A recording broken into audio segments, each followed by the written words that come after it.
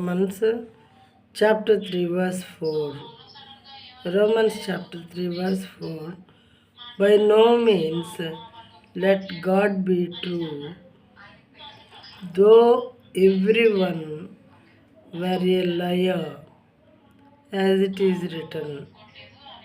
By no means let God be true, though everyone were a liar, as it is written. దేవుడు సత్యవంతుడు కాక తీరడు. దేవుడు సత్యవంతుడు కాక తీరడు అంటే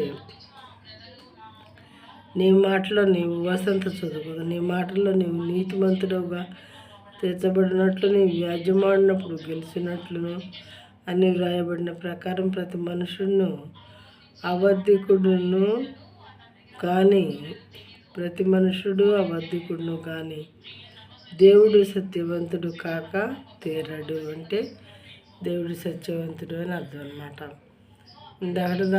ఇందాక ప్రీవియస్ వర్స్లోనేమో దేవుడు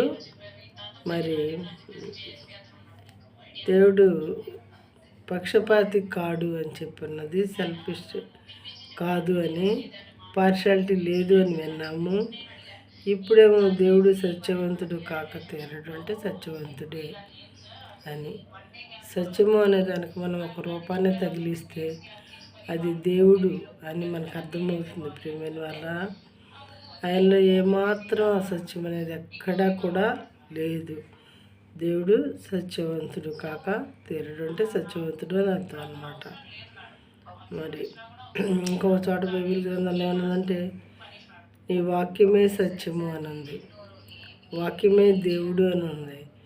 అంటే సత్యవంతుడు అంటే వాక్య రూపంలో ఉన్నటువంటి దేవుడుగా మనం అర్థం చేసుకోవచ్చు. ప్రియమైన వాళ్ళారా, దేవుడు సత్యవంతుడు కాక తీరడు అని రోమీలకు రాసిన బుక్లో చాప్టర్ 3 verse 4లో రాయబడి ఉన్నది.